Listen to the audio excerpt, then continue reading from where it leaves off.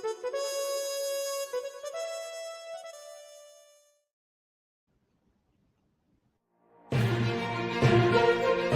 Lewis in the Black Horse Pub.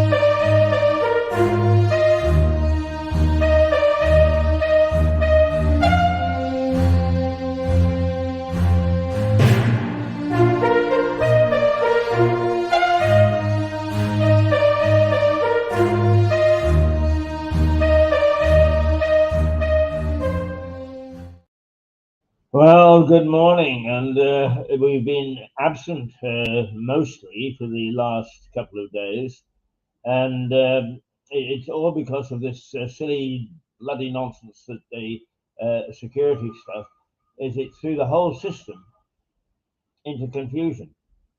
And I suppose if it wasn't funny, everybody would howl with laughter to see the chief of staff, Declan, and myself trying to figure out how to get us on the air this morning. Anyway, we made it, and here we are. Susie, God bless her, who came back from holiday already primed to come on, has been left in the shadows for the moment.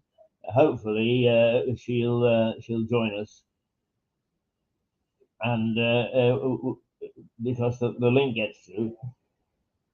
But we've been very much a shambles the last couple of days, and we're not quite out of it yet. But when we finish today's broadcast, we'll make sure that we actually get down to serious business and take a look and make sure that everything is working the way it should. Which reminds me, I have to. I'll send another email.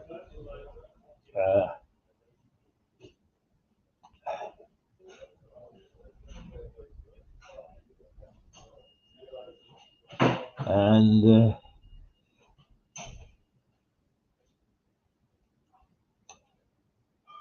there we are. Send it a second time to make sure that it gets through.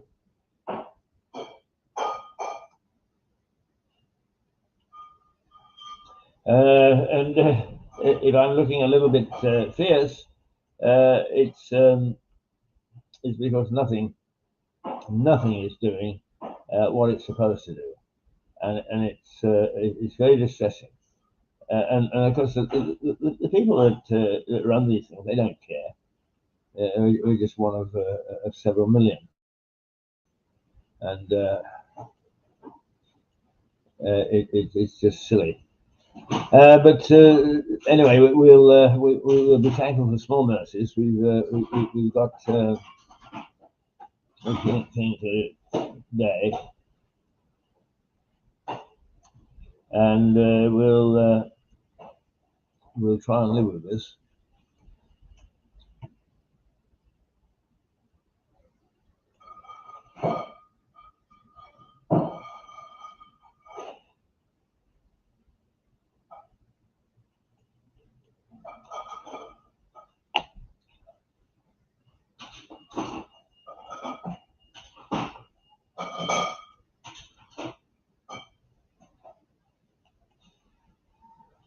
There we are. We've got the headlines, the front pages for you, and we'll go through those in a minute.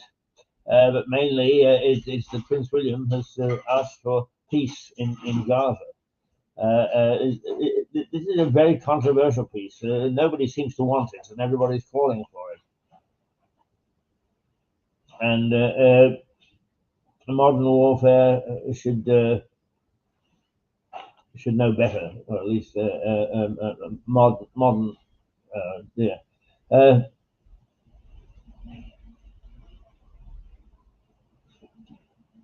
Yes, a whole medley of headlines this morning, and that's me. I haven't even taken my coat off yet. Goodness gracious me! Is What are we thinking of? I tell you what, we're going to play our favourite and get up somebody's name.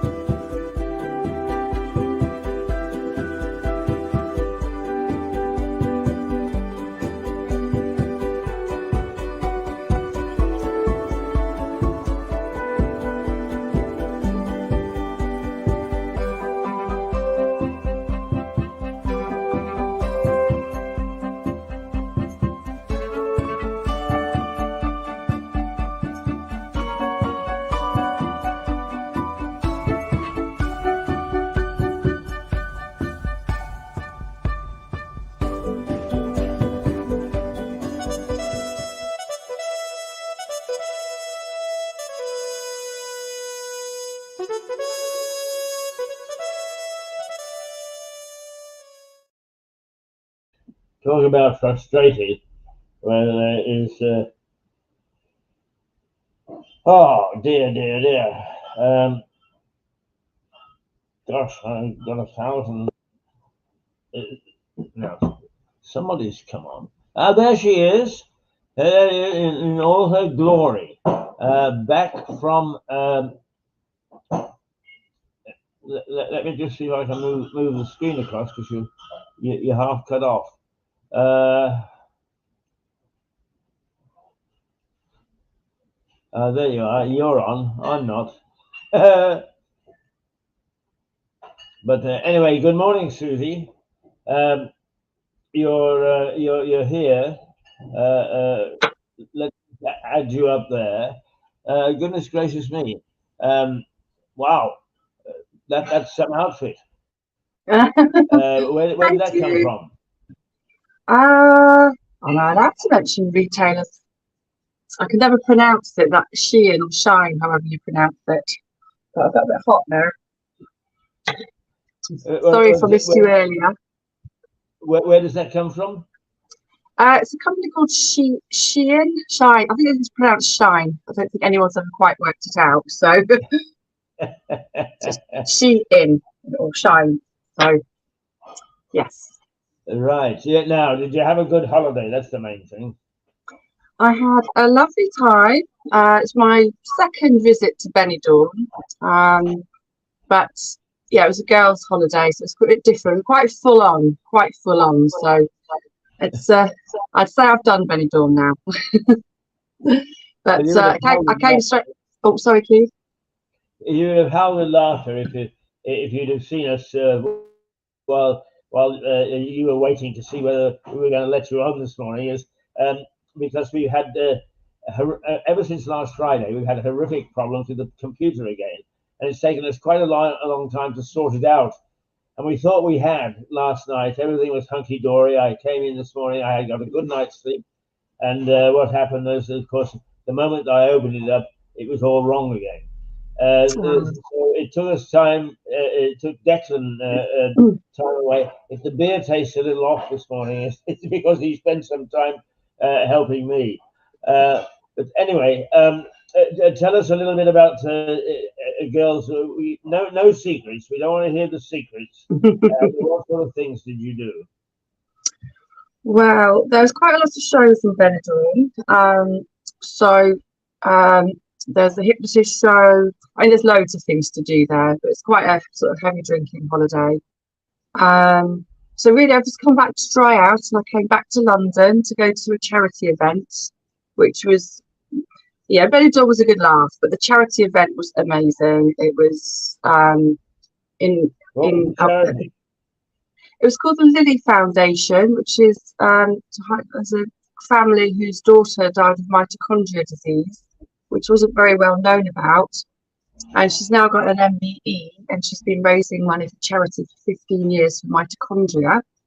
So I don't know if you heard of that, Keith? No, no, I haven't. No, no. Tell us all. I mean, if I haven't, most people haven't. I would have thought. So tell us all about Well, well, Lily was when she was born, everything seemed absolutely fine, and then she started to the parents very quickly realised that things weren't quite developing as they should be, and she was diagnosed with mitochondria. And the family didn't know anything about this disease at the time, and she was only given a, a short amount of time to live, which she exceeded that time. But ever since then, the family have campaigned to raise awareness for the disease, and they do a charity event in Covent Garden, not Covent Garden, Leicester Square at the Comedy Store. So really amazing comedians that we have Joe Pasquale and oh, do you know what, my memory's failed me this morning. Oh, I'll come back to it. But yeah, brilliant comedians, and they all do it for free, and to show that, and that they sort of raise money to create a better life for those with mitochondrial disease, and help support them. So it's an amazing charity that's very little is heard about this disease. right now. What do you do at these charity events? Well, this is a comedy event, so really it's just to go. We pay for the tickets. You'll go and support the knee cause, and so the comedians put it on for free, and then all the tickets, there's tickets, there's food, there's drinks. So just a normal sort of comedy event, but everybody there's loads of sponsors there, so it creates a charity event. So we add money to the pot for to promote and to raise money for mitochondria. I'd never heard of it until my partner told me about it. He's been going for 15 years. I've had the ability of being going twice now, and it's just an amazing evening around such a tragedy and the disease. It's just very degenerative, and it's very, very sad. Yeah, yeah. Is what do they do throughout the year? Sorry, Keith, I Other didn't catch activities? that. So I didn't catch that question. Sorry. What do they do throughout the year apart from this charity event? Very good question. And so this is only my second time going. So it's the first time I wasn't really sort of had a great awareness. So this time I've come back thinking, well, actually, what can I do to help raise money for them? And I'd like to do a bit more research into that. So at this point, it's only just tipping sort of my awareness levels. So yeah, I'd like to find out a bit more. Very welcome to use Mirador as Thank you. its outlet in the south. You tell us what you want to do, and here's the new boss. Good Good morning. morning, Philip. Good morning, Susie. Good morning, Can you Philip. not hear us? You're going to regret waving that rose at me on Valentine's Day. I'm sorry. Yeah, your microphone isn't working properly. Hang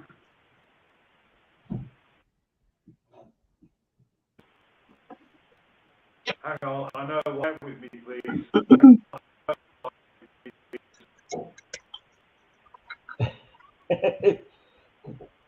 It's all around this the equipment going skybosh, and now we can hear you rattling the mic, so it must be working again.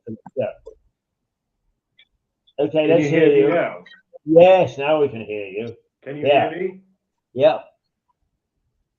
Yes, go ahead. No, I was just saying in a joking fashion, Susie, that any lovely woman who waves a rose at me on Valentine's Day, I'll be gone. I'm completely bowled over. Very, very dangerous thing to do. How are you both? Oh, well, I'm glad it made your day for you. Oh, Susie was just telling us about a charity that she went to yesterday. Yes, I just picked up on that as I tuned in. And what's the charity for, Susie? It's to raise awareness and to money for support for mitochondrial disease. So it's called the Lily Foundation, and the couple who's the child that died, that her name was Lily, and the couple that her mum and dad have been raising money and awareness because they hadn't heard of the disease, and there are other people in the country that have this disease. So the money goes to help sort of support them, to create awareness and education, and provide equipment. So I don't know if you've heard of it at all. I recognise the name, but I've no idea what a dreadful thing it is. What are the symptoms? Well, I was just saying to Keith that it's not, you sort of go to these events, but you have, first time I went, didn't have a lot of awareness. This time I was a bit more on the radar and taking the information in. And there was this, basically, you sort of lose, I mean, this lady couldn't speak. I don't know the full details, so I'm not going to pretend I do, because I wanted to do a bit more research into this and see how I could help support them. There's like things, I only went with my partner last year, so I hadn't heard of it, didn't really take it in very much. So this time I've been to the event and I've seen more sort of videos and more where the money goes. So I want to find out a little bit more myself, to make myself more aware. Is it a terminal disease?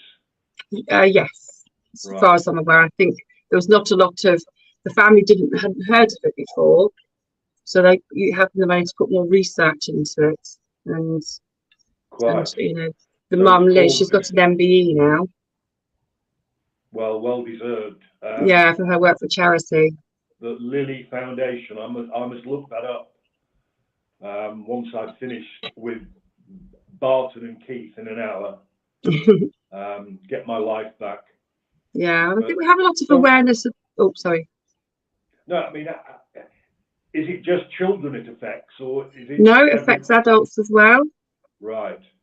Yeah. Do you happen to know what the average life expectancy is? I don't at the moment. I literally got back yesterday evening, and I thought I'd do some more research into mitochondria. Yeah. There's a lot of mainstream charities, like you've got Macmillan, breast cancer, and a lot of the smaller charities that we haven't heard of these diseases before. Until it impacts on you, then you don't really have no real awareness about it. Yeah, well, I did hear Keith say, I couldn't agree more, that use Mirador. Yeah, thank you. Well, he could, if it's okay with him, you could devote your slot when you're all genned up. You could devote your slot on a Wednesday to at least once doing precisely that.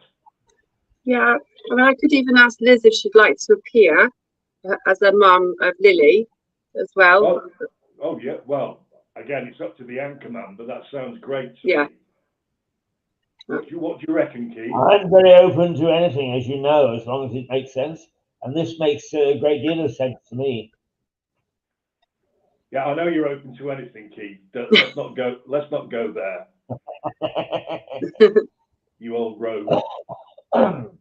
Yeah, well, I think you should set that up, Susie, with Keith and the poor mum. Yeah. Did you say she's got an MBE? Yes, for her work for charity. Yeah. Wow. So, my dog in the back. Some people are amazing, and they throw themselves into these things as a way of remembering who they've lost, but also coping with the grief. Absolutely, and helping others in that situation is a noble cause as well. Because if you, I mean, I've never heard of it 2 years ago, so I'm sure there's many other people who haven't heard of the disease. No, I've heard of the name, and I shall look it up later, as well as the Lily Foundation. Yeah. But these dreadful diseases. We have neighbours. They're not children, obviously, but we have one who's now in a home with dementia. We have a bloke who's just fading away with motor neurone disease. Another mate of mine, much younger man, developed MS, but he got the most acute form of it, the really serious, ultra progressive form. And he went from, I used to commute on the train with him up to London where his business was.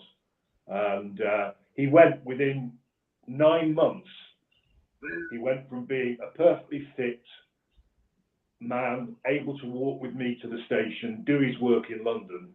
9 months later, he was in a wheelchair, a motorised wheelchair.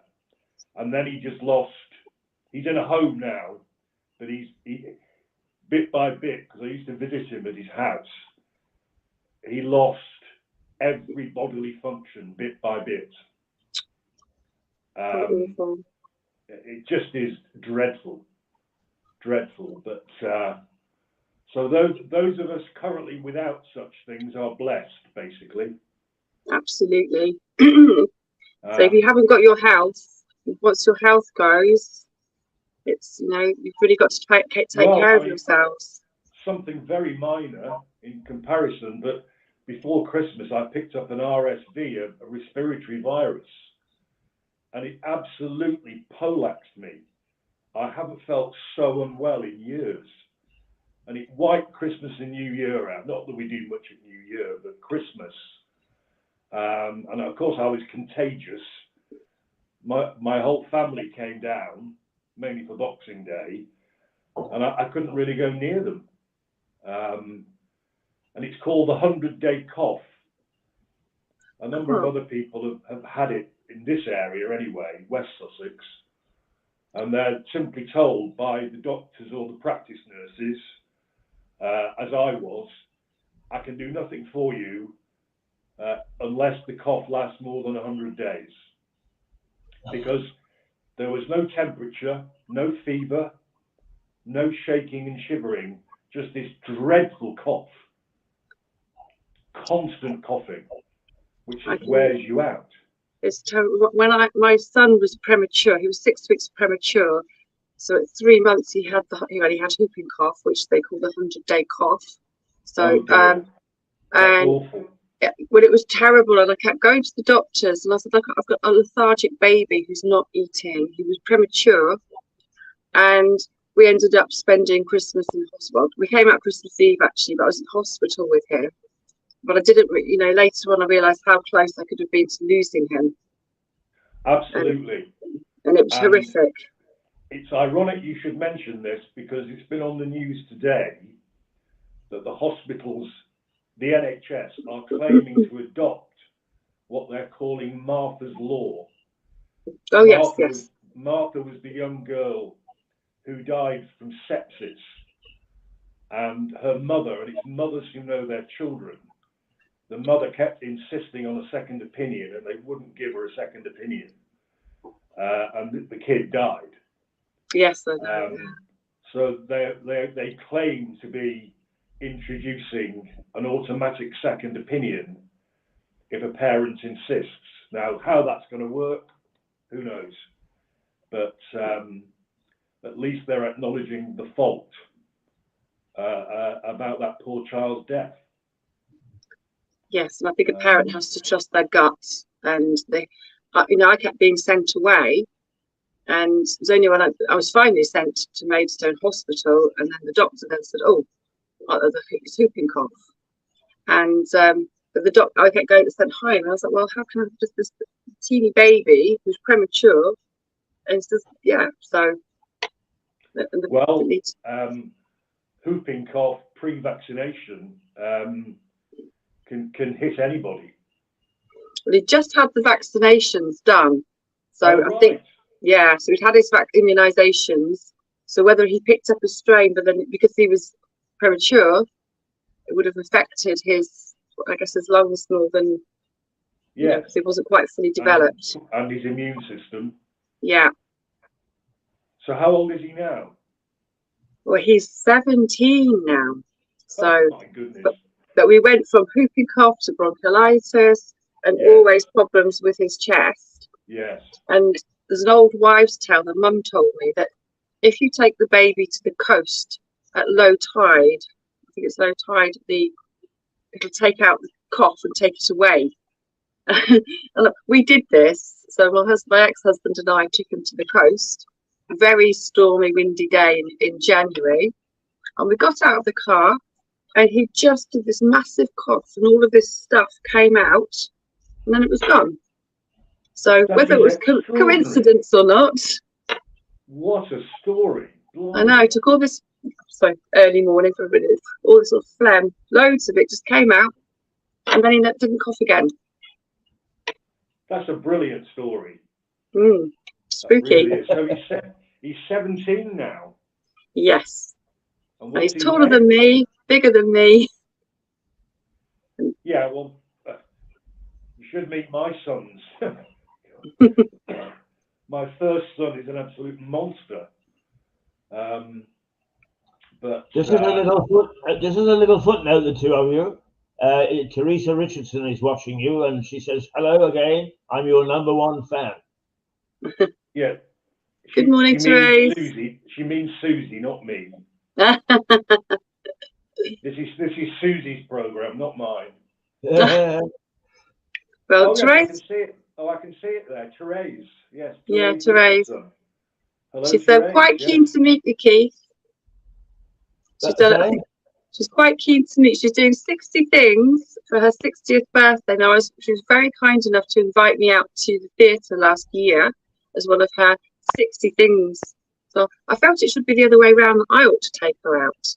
And she's wondering about, she thought that meeting you might be one of her things to do. So, well, she can come in any time that she wants. I'm more than happy to have her in here.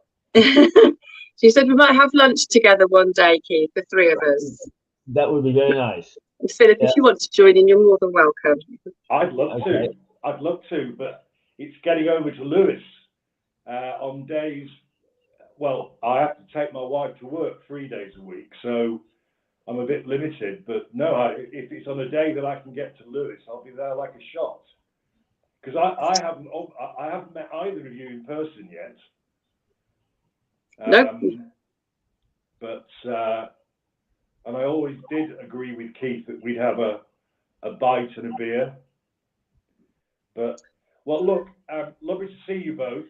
I'm gonna sign off this now, Keith, because I need to have a comfort break, which is a euphemism for I need the loo. And then you'll be back shortly after 9. I'll be back shortly. But nice to see you, Susie. You too, Philip. Bye-bye. Susie got half her time taken away this morning because of our fumbling. So I may keep you a little bit longer if I can, Susie. What's the first appointment today? It's 9:30 in Uckfield. And I do apologise for what's behind you. I was at my partner's house first thing, and then nobody appeared. So I went home to have some breakfast, and I saw your invitation. So I think I've got my pile of ironing up behind me, including your shirts. So yeah, I'm trying to move to block it. Very good. Very good. So I'll need to check out about 9:25.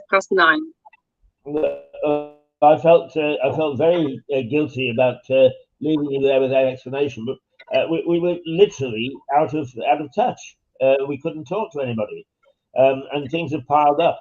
But anyway, it seems that temporarily, anyway, we've discovered how to get on the air. So what we can do is we can sort of follow this pattern. Who are you pointing Just have at? to excuse me 1 second. I need to shut the door.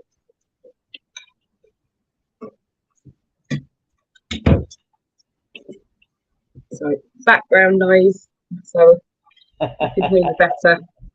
Now we better race through the papers because we haven't this morning yet. Let's.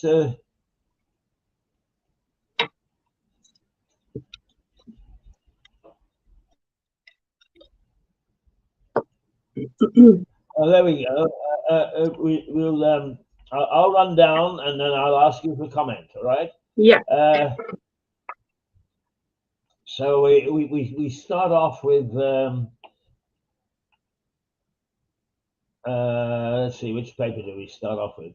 It's taking me a little time to scroll up because it keeps on going into a different mode.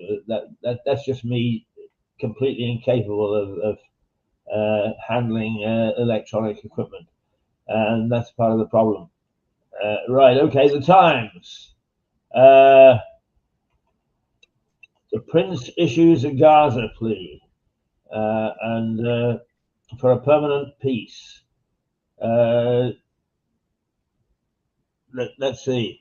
The Prince calls for an end to the fighting as soon as possible in the Israeli-Gaza conflict and leads many of Wednesday's papers. The Times says the Prince of Wales' message is his strongest intervention yet in the conflict in the Middle East. The article is an image of Israeli soldiers taking a selfie on the border with the Gaza Strip. Oh, well, that's nothing like that, is there? We get hello, chaps. We're at the front. Oh, go into the water and let me take a photograph of you. Yes. Did I disappear? Eh? Yeah. So sorry, I missed that. I think I disappeared. You're there. Don't worry. Yeah, it's just appalling, really. Selfies. It's we're having a humanitarian crisis right now. Should selfies be part of that crisis? Not very appropriate, really.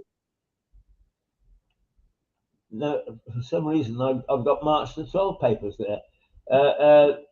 Apart from today's BBC's papers.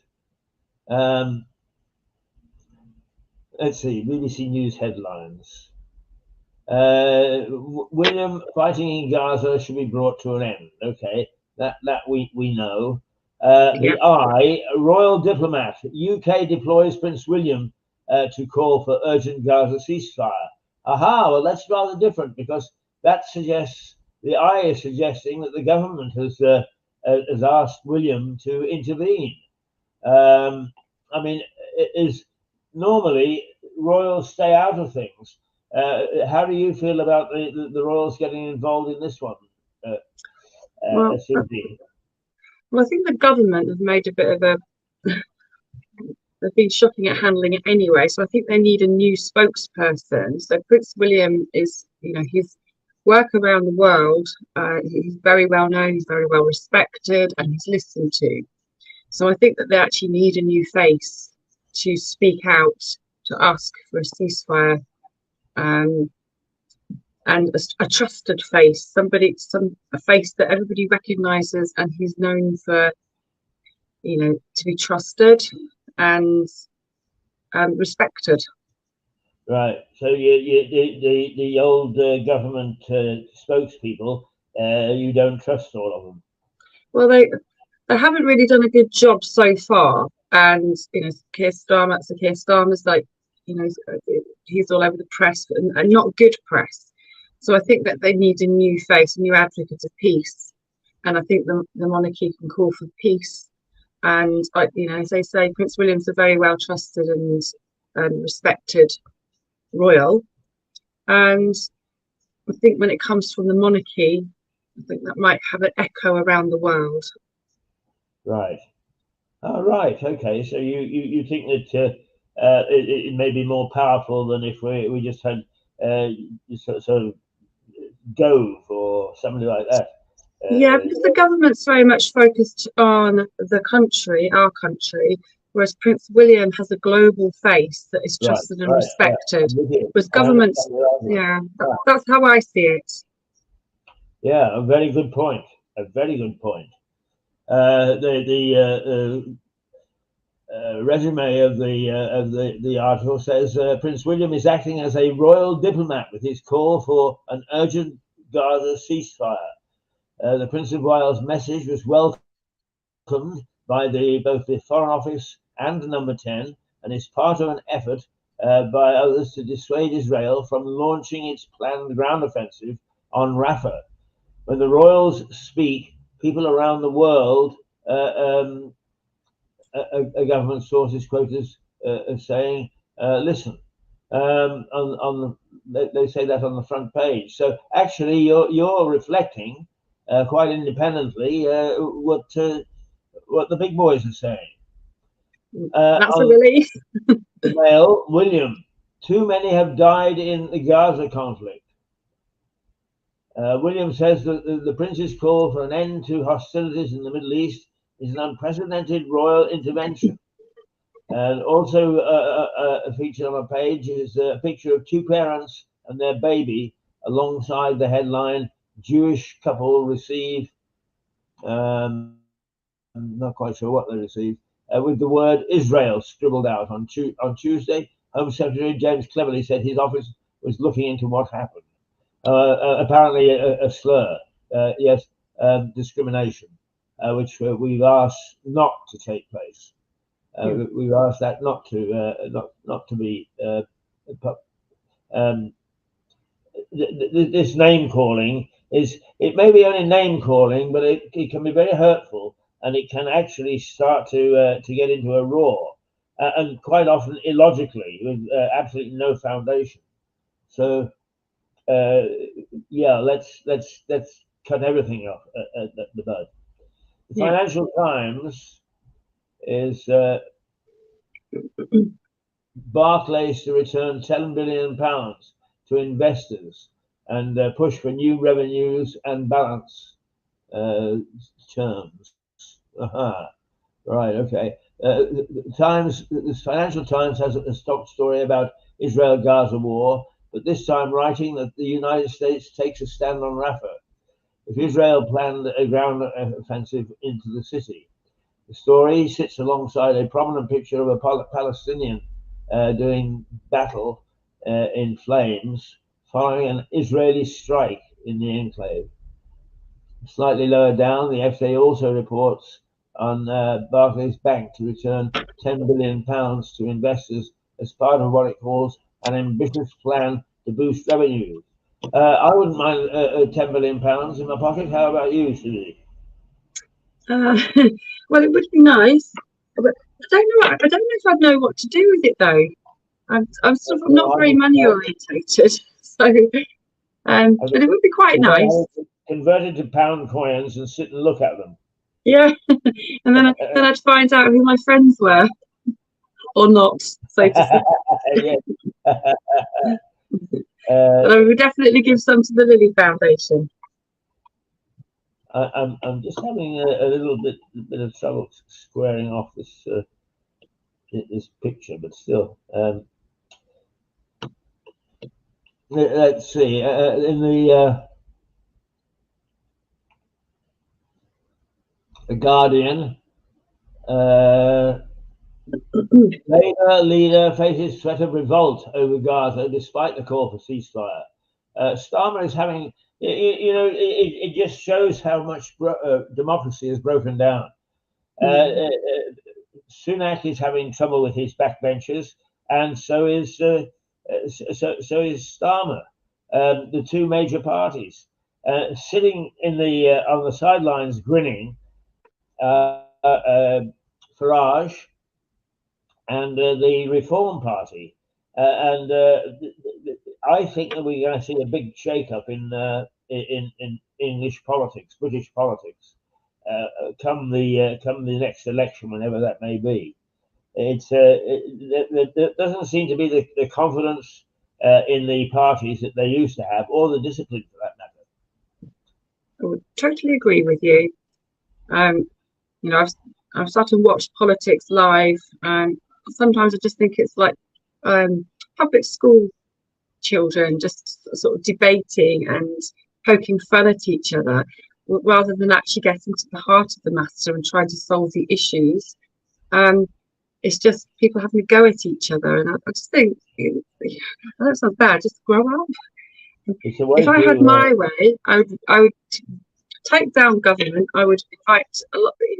Younger people need to be, the face of our country now. I think the country has evolved so much, and in the last couple of years since COVID, and I think the younger generation really need to have a foot in the door and have their voices heard, and have a completely different approach to with running the country, Parliament. It's so antiquated now. That's how I see it, and I just think it makes a mockery of our country when I see it on the TV. And I see it in Parliament, and I think, well, these are the people that are running our country. It does not give me faith and confidence. Yeah, right. Right, just one last story before we call in the other two. Putin's Brit targets, and it says that some millionaires in Moscow are targeting various wealthy Brits, and that Putin is plotting to murder several of them who have been strong critics of his in Britain. If that's the case, if he's starting on a path of vengeance, then we are in trouble, because that's not the sign of a leader. That's the sign of somebody who gets ruffled easily himself. Right, Susie, what I'm going to do is I'm going to ask you to stay for a minute or two. And I'm going to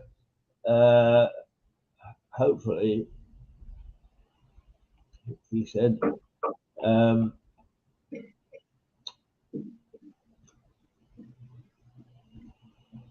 let's see if there we go. I'm going to invite the other two in.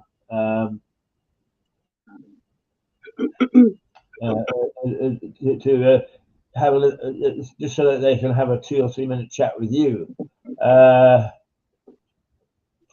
Let's see. There's Richard, and there's Philip again. We'll send that off, and we'll see what results. Okay. Yes, the message is gone. Now, tell us what your day is going to be today. Mine? Yes. You're as interesting as anybody else, and in fact, more interesting than most. Well, today I've got a couple of clients to visit, including yourself. Oh, so right. I have to see the damage in your flats. Hello. I will warn you now, it's an absolute bloody tip. So let's see how many you can't go over 10 days at a time. Yeah, so I will be in your flats later on today, and then with your neighbour, and then I come back to Uckfield, and I've got another client to see this evening. So yeah, back to work today, and end of the holiday sort of feel.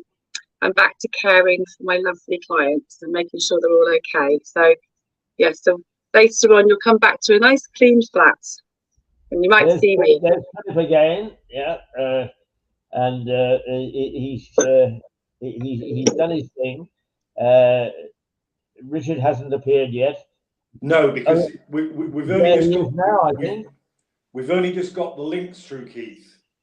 Yes, I know. Well, I took a little extra 5 minutes with Susie because she got cut off at the beginning, and because we were farting around with the computers again. But anyway, all's well that ends well. So there are 4 of us here, and you can spend 2 minutes or so just chatting to Susie before she has to dash away to her work. Can you not hear?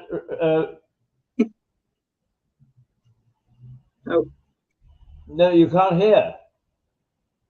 Well, I've done nothing differently I see the little microphones on your thing were muted. Can you hear me now, Philip?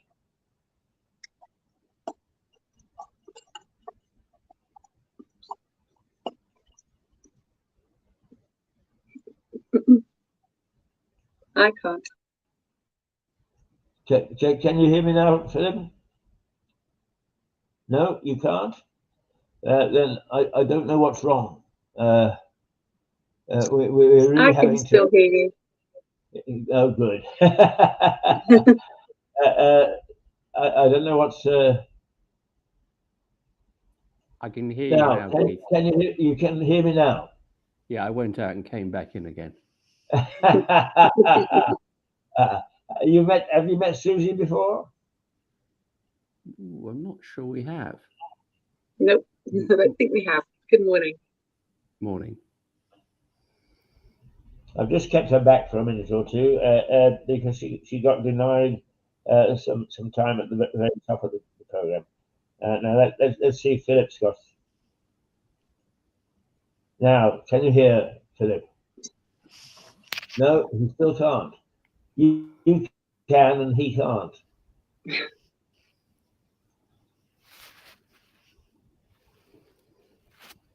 No? What did you do when you went out?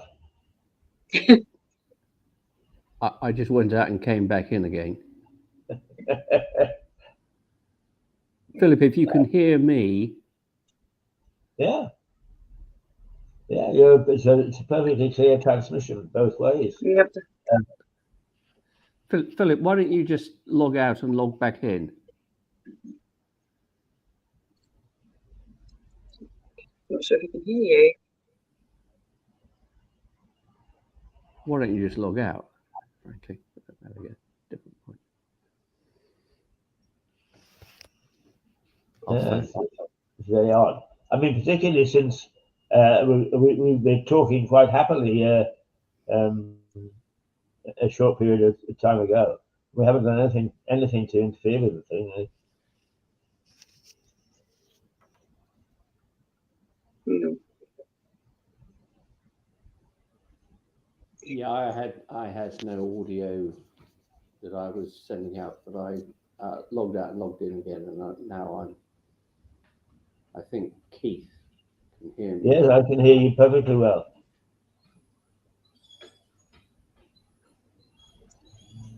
Okay. No, we can't hear him either. So. Yeah.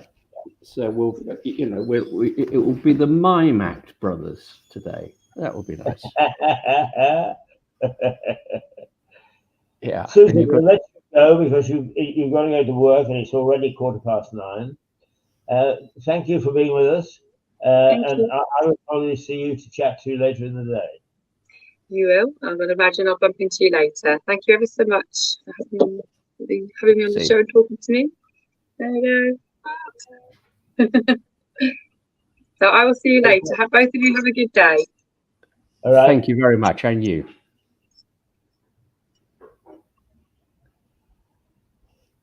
There we are. It's just us two bunnies at the moment, but I think he's trying hard to log back in.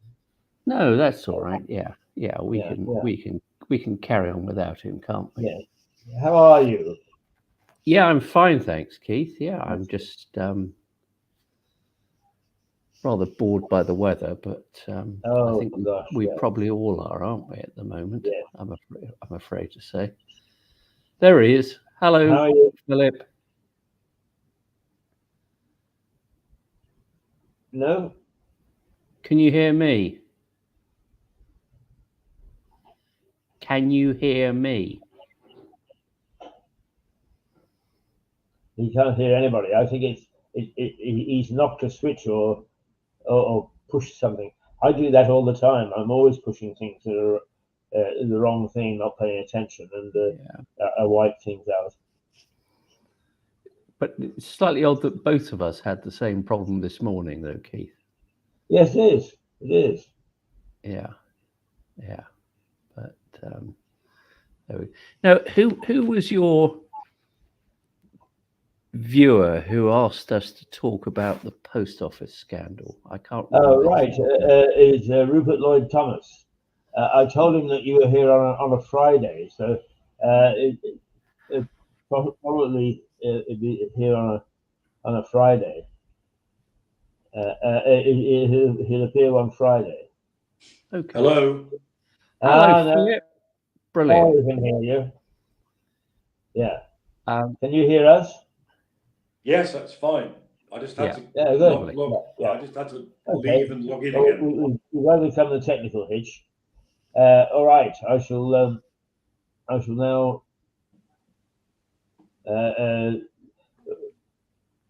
let you have full sway. So it's up to you now.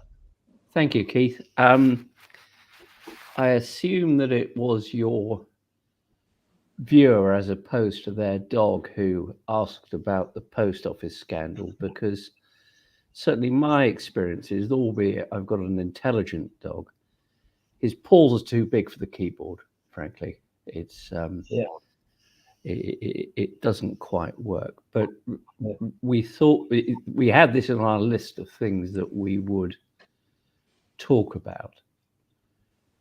And certainly his dog asked him if he would ask on his behalf. Yes. Yeah. And so we thought we'd talk about the post office scandal. And before we get into the nitty gritty of it, do you know where the term nitty gritty comes from? No, where does that come from? It comes from people having nits. Yeah. Oh. Yeah. Do people have nits anymore? Yeah. So in the UK,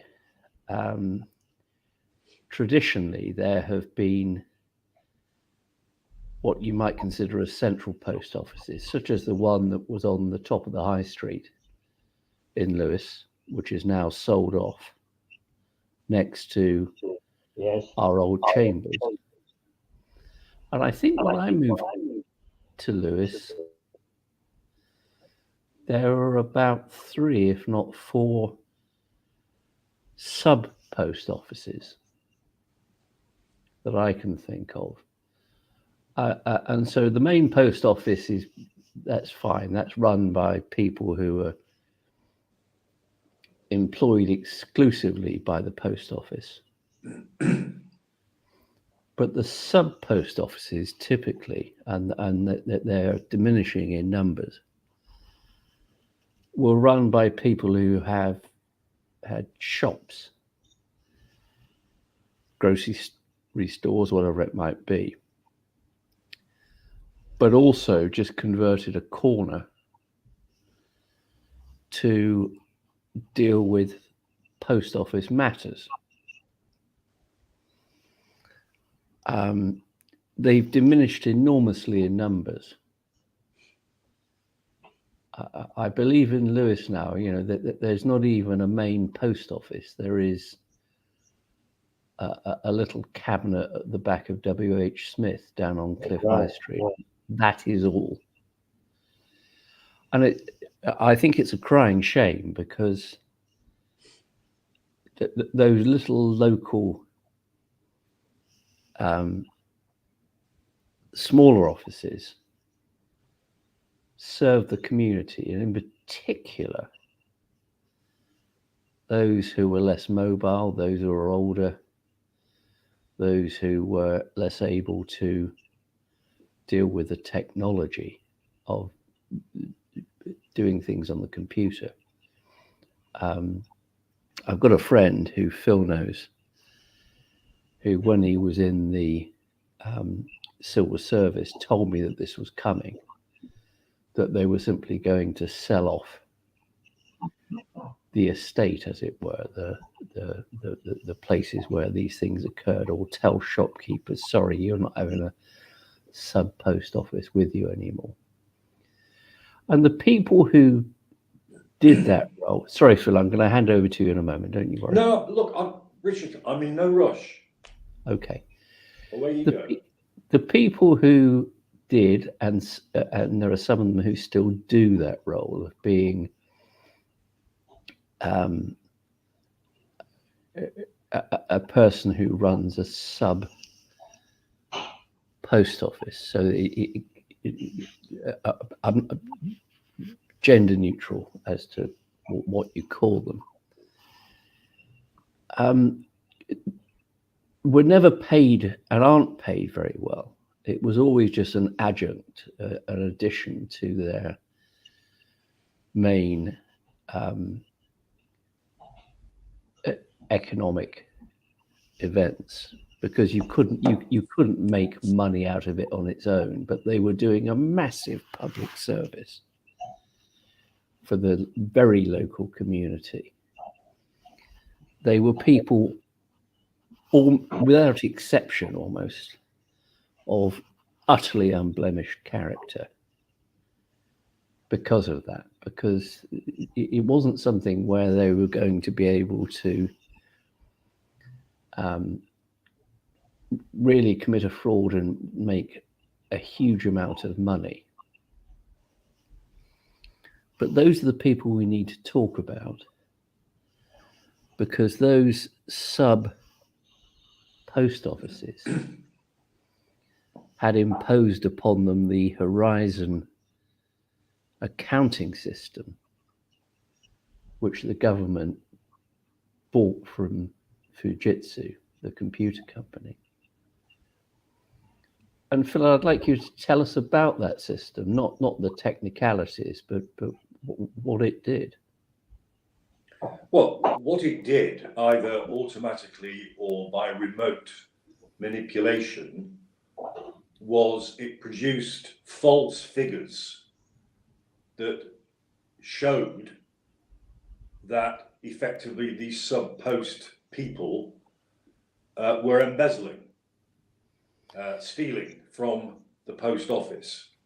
So sort of hands in the till type thing. Hands in the till, but not just a few pounds. I mean, one poor woman who was imprisoned faced a charge of stealing £73,000, which, if you think about it, out of a sub post office, is quite extraordinary. Ludicrous. But that's what Horizon told the investigators. Yes. And what is? Sorry, go ahead. Now things have come out bit by bit. It was firstly known that the software was dodgy. Yep. Long before these poor people were prosecuted. And it was known to the government. That's the latest revelation. Cameron's Tory government. They actually suspended investigation into this because of the impending prosecutions. Yes. So, and also the ex-chief executive of Fujitsu UK, now no longer with them, has admitted that they knew it was dodgy. They knew it. And yet they carried on. And just in summary on that, it was over 900 Yes. people who were prosecuted. Yes. For what we as lawyers would know as employee theft, and therefore a massive breach of trust. Huge. And the starting point is custody for that. Correct. And the vast majority of those people were prosecuted by the Post Office, not by the Crown Prosecution Service. Well, that's an interesting... Yeah. Sorry, go ahead.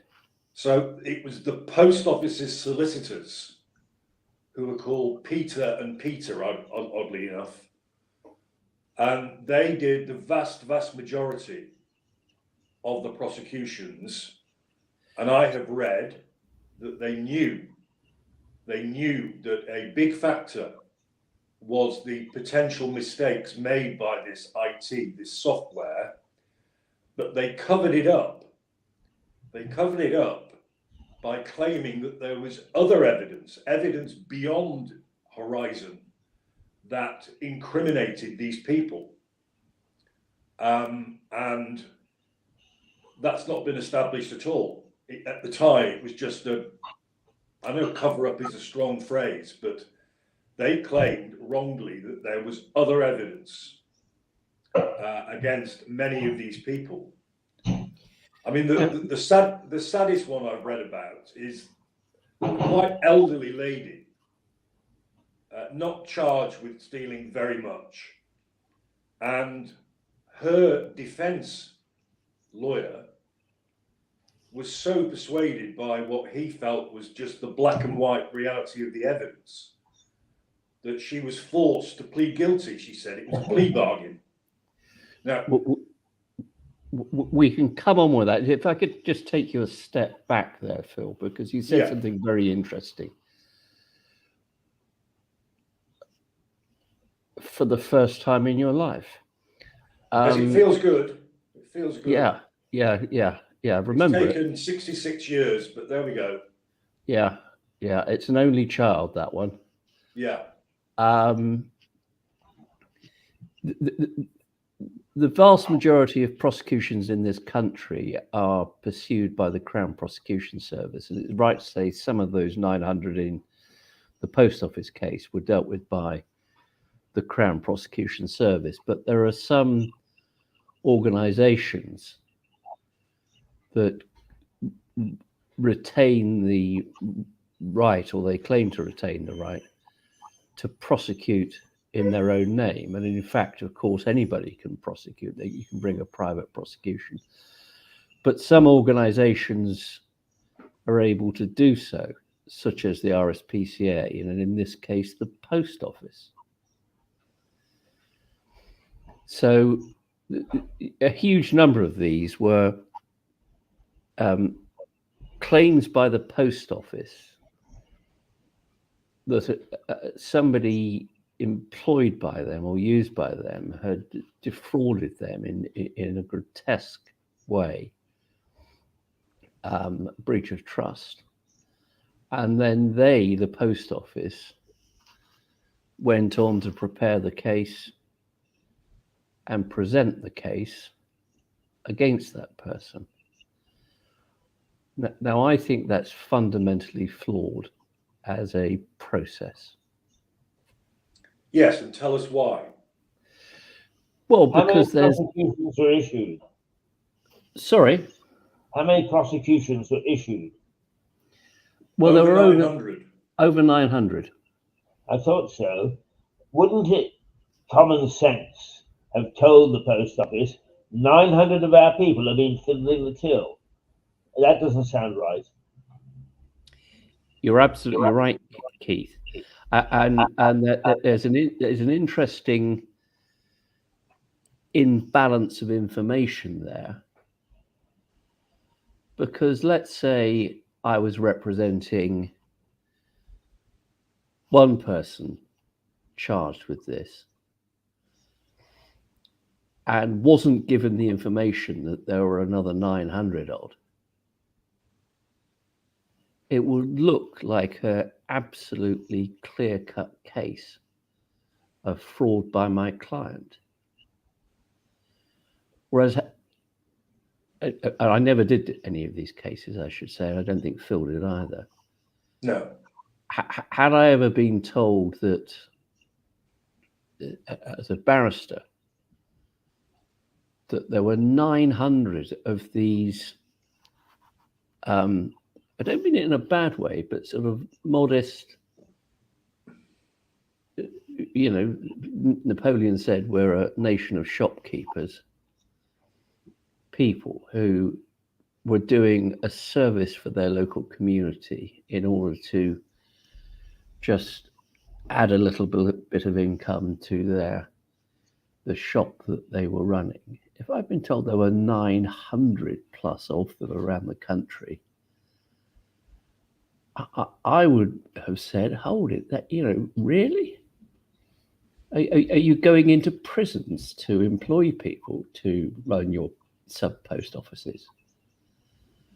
Because it's just so deeply implausible that somebody who wished to take on the role of running a sub-post office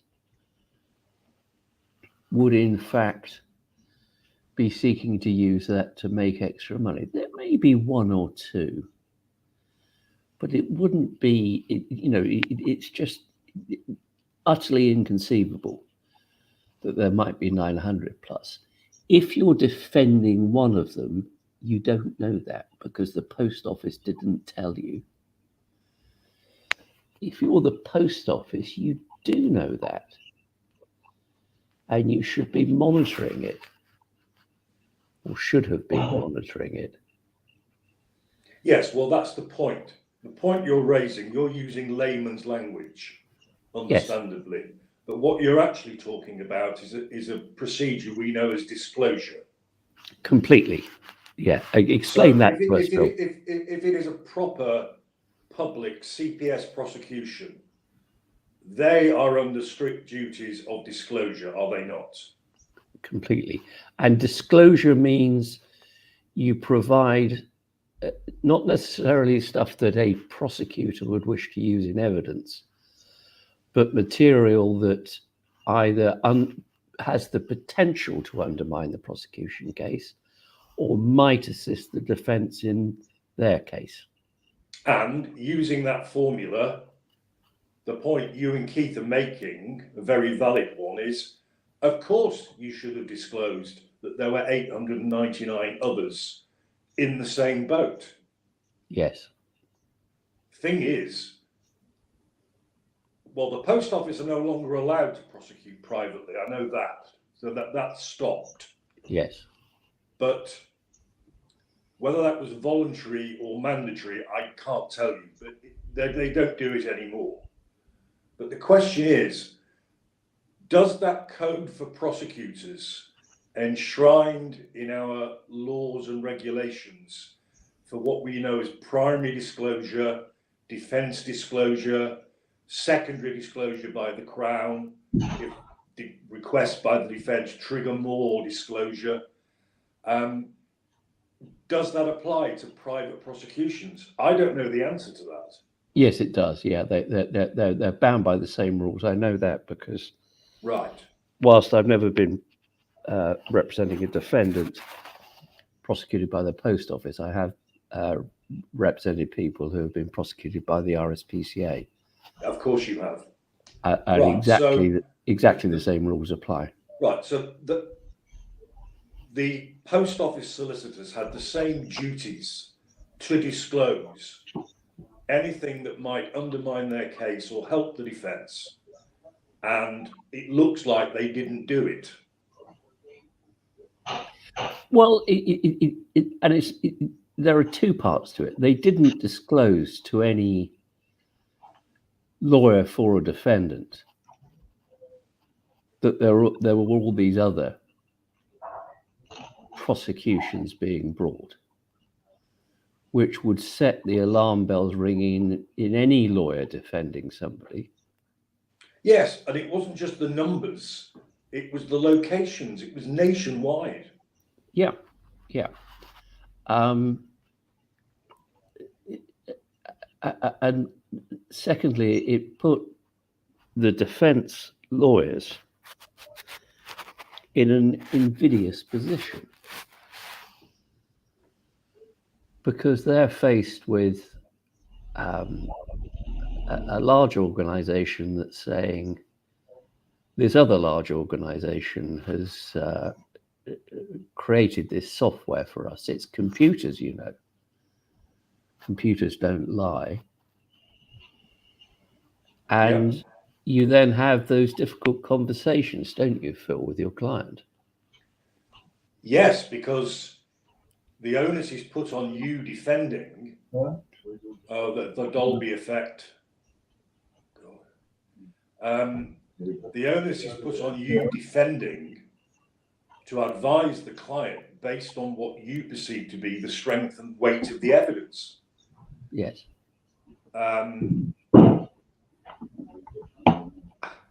We've touched on this before, Richard. Surely, even in isolation, a lawyer might it not have occurred to a defence team to double check the results of the horizon? Yes, you know, I suppose, you know, thinking about that, you will know, Phil, and I know that there are lawyers who want to dig up everybody's back garden to find if there's a body there. I use that metaphorically. And there are others who just take things at face value. A difficulty for a defense lawyer in these cases is because the people concerned weren't rich, they no doubt were on legal aid. it would be necessary for the lawyers to write an advice to the Legal Aid Board saying, we wish to have this looked at, this massive computer system which the government commissioned and which this huge computer company has created. And that will be an uphill battle with the Legal Aid Board, because the Legal Aid Board would say, well, that sounds innately implausible, firstly, but more importantly, as far as they would be concerned, incredibly expensive. That's correct. But what would have eased the availability of that, in my view, is that, okay, let's say the first 200 poor devils were prosecuted, and then it becomes well known within the post office and their lawyers that this system is dodgy. Yeah.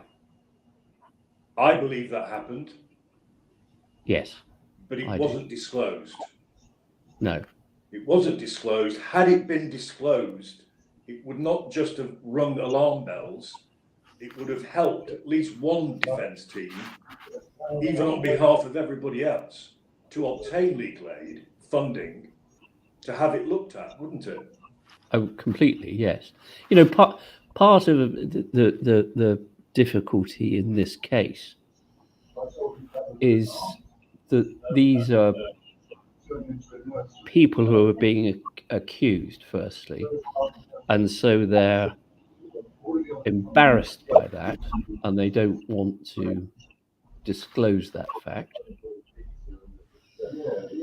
And secondly, I would imagine there wasn't really a network for them to, you know, be in contact with each other. Precisely. It's only through the efforts of that very courageous chap, yeah, that has become a TV series, or not a doc, yeah, you know. Yeah. That's the first time they knew each other. Yes. Yes. And these were honourable, ordinary people of all colours, creeds, you name it. And they didn't know about each other. Yes.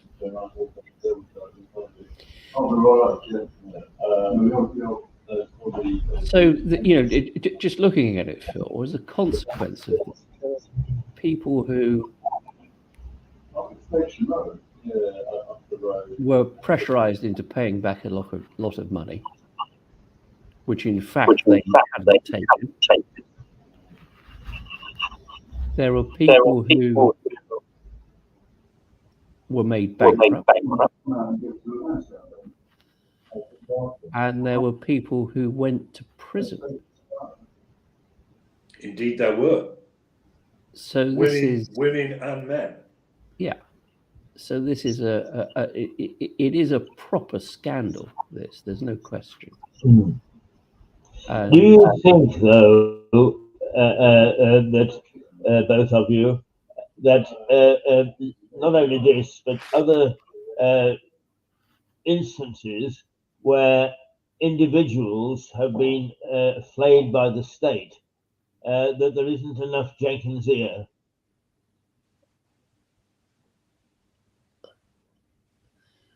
I know of Jenkins ear, but I'm not quite sure what you're talking about, Keith. Well, Jenkins ear was always held up as being the state supporting the individual, yes, rather than the interests of the state. And it seems to me that when these sort of prosecutions take place, even though it may not be Westminster government, that it is government or government organisations that dump on people and are totally intransigent about it. I think that you know, in all dealings with government institutions, that they are heavy-handed, that they don't take it. You know, one size fits all. Is they treat an 18-year-old the same as an 80-year-old, and you know, that can't be right. Not in my book. Well, there's nothing right in any of this. I mean, No. put aside, if you can, the prosecutions. That was the decision by the Post Office and its lawyers, right? But who are part of government? Well, no, the Post Office is not part of the government. And its lawyers are the Post Office's lawyers, not the government's All right. lawyers. Okay, so there is But examples of where you're correct is the one I've already cited, that the Cameron government brushed under the carpet and suspended the proper inquiry while the prosecutions were going on into the Fujitsu Horizon faults. They suspended that inquiry. I mean, that would have blown these things apart had the inquiry found what I think it would have found. And it never happened, ever.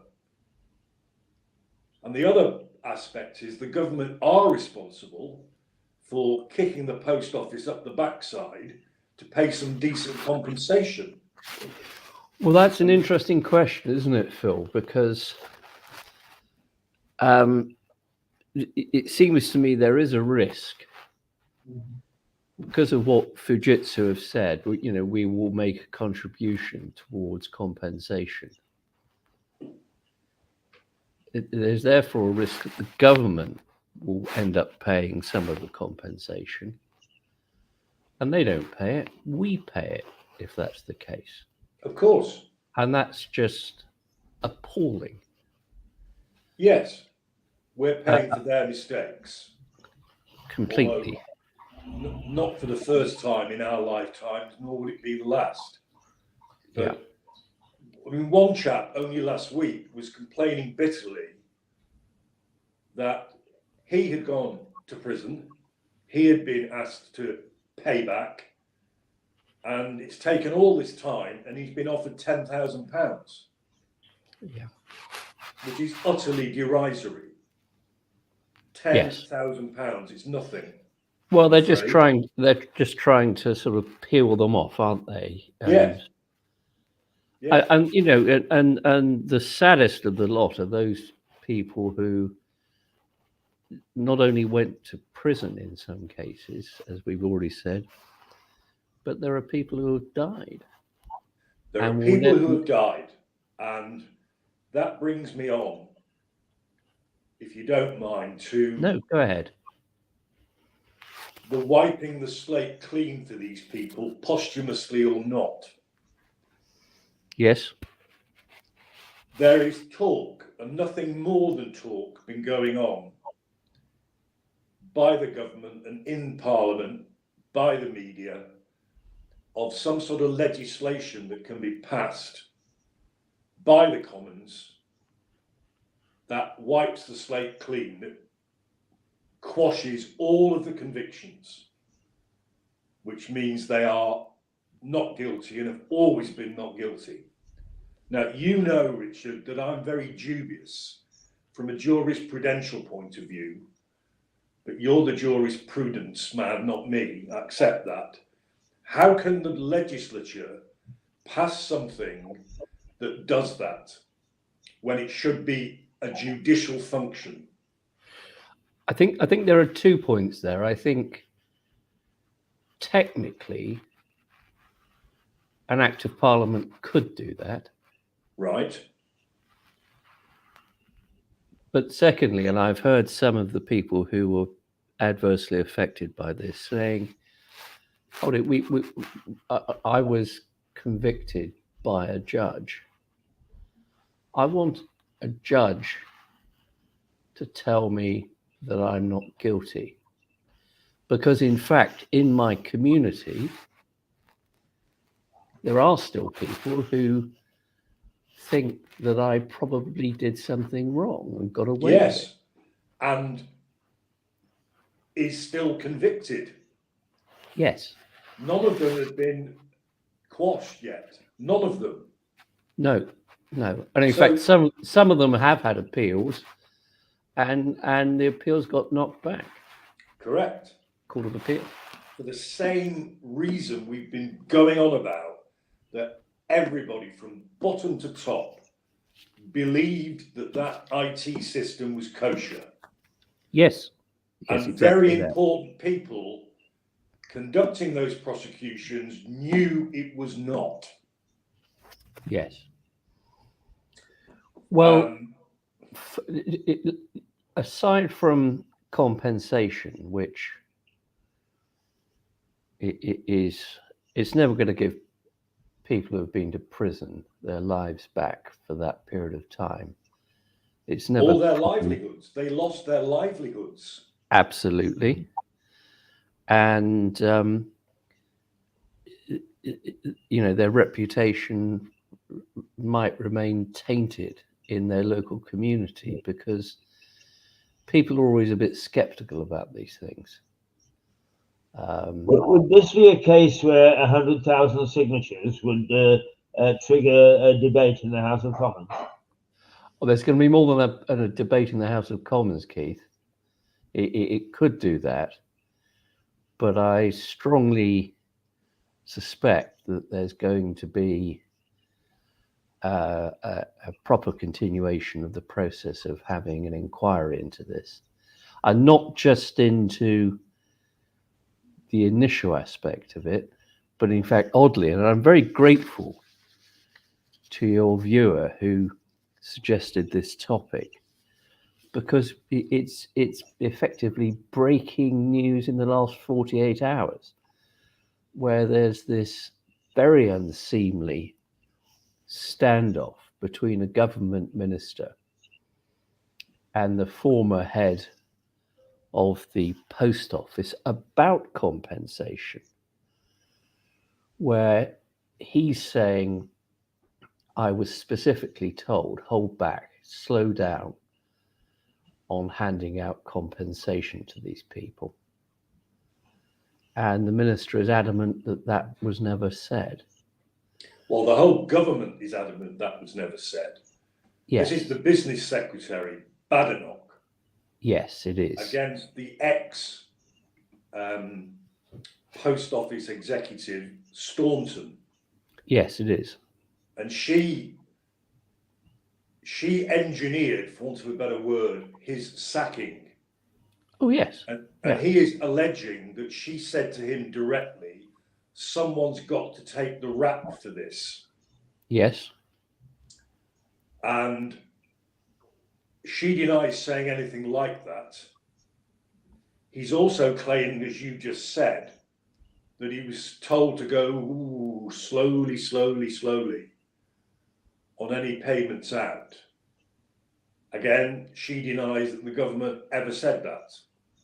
Yeah. So, if nothing else, that must be a trigger for something debated in Parliament. Yes, if not an inquiry. Yes. Because it would need evidence to be given by those two individuals and others. Yeah.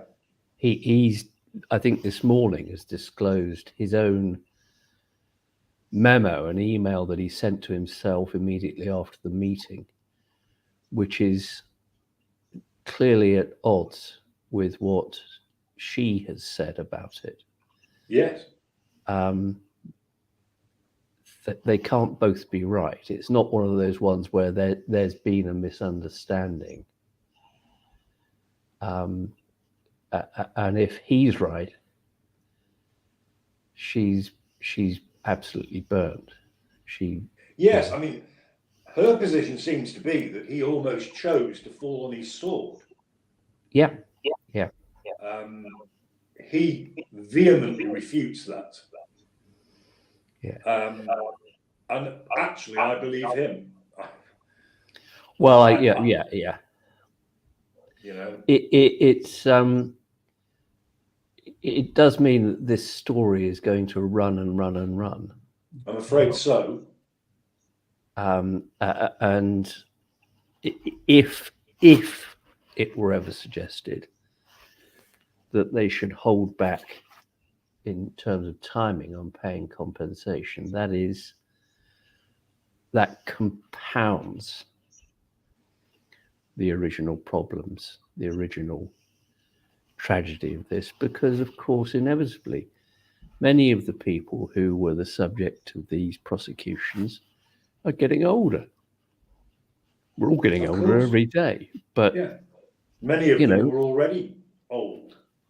yeah, and so therefore many of them will from time to time die, and that's just appalling. Well, let's go back to the quashing of the convictions, Yep. because you, as well as I, have direct experience of how this can be done publicly in open court. Yes. What happens is that you have it listed for a change of plea. And the still convicted person turns up, her lawyer asks for the plea to be changed, the prosecution don't object. She then is rearraigned, as we call it. How do you plead? Not guilty. And then the prosecution offer no evidence. Yes. And once they offer no evidence, she's automatically acquitted. Yes. So it's not a lengthy process. No, I've done it. Yeah. I've done it with, I can't give you the details, but I've done it with a series of cases, both at Magistrates' Court and Crown Court, to do with drug dealing, when the investigating police officers, the arresting officers, sadly, were very heavily involved in the operation itself. Right. And so a whole series of convictions by jury or by plea were overturned by using exactly that procedure. Yes. And certainly if I were in the position of one of the people who had been convicted in this post office scandal, I would prefer that to simply a blanket one-line act of Parliament saying none of them are guilty. Well, I don't think if a statute is able to be passed as you believe it to be, and I accept your opinion, obviously, it can't just be a one-liner. It has to name everyone. It's a very specific remedy, isn't it? It's yes, not acquitting everybody in the world. It is acquitting or quashing the convictions of named individuals. Yes, and so there could be a schedule to the Act of Parliament Precisely. that does that. But I don't. Whilst I consider that to be, unlike you, I consider it to be legally possible. I think it would be deeply unsatisfactory for the people concerned. They deserve their other day in court, where they've had days in court in the past that have been bad days for them, but they have days in court where they can walk out of the front of the Royal Courts of Justice in London saying, I'm not guilty. I think that's really quite important for these people. I'm not sure it we're would coming be to the end the of our Royal time. Courts. Sorry, Keith? We're coming to the end of our time. Yep. Would you both like to sort of do just a little summary? It's quite rainy here, actually, not summery at all. Yeah, I think, unfortunately, this will be a slow burn where there will be further revelations. And so it may be a topic that we will need to revisit. Yeah. Once we've heard more from the various participants in it. But it is, and I don't use the word lightly, it is an utter scandal. Well, there we are. I'm glad to have the informed opinion of you two because, as you can see, I had got to some extent the wrong end of the stick on some parts of it, and that is as it is, as it were. So thank you both very much. Talkie. Okay, are we going to be on Friday? And Friday morning, I look forward to seeing you. All right. Uh, Well, Philip, I'll be sure in you touch send- with you later today. make sure you send us the links in timely fashion, please. Okay. Bye. Bye Bye. bye.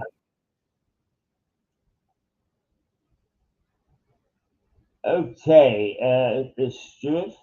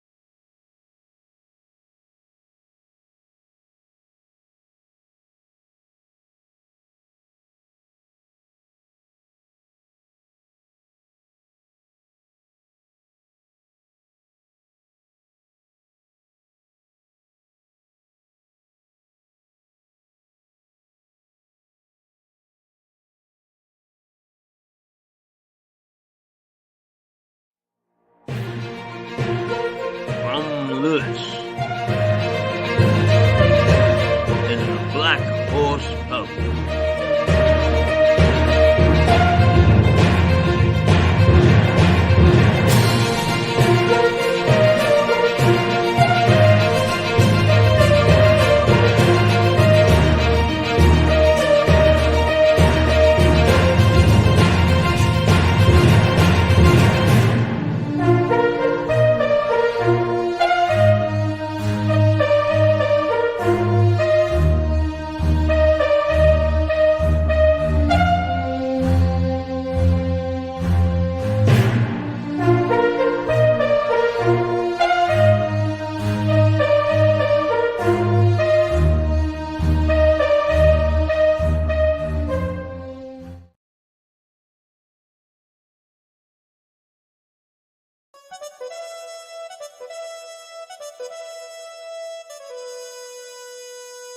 Thank you.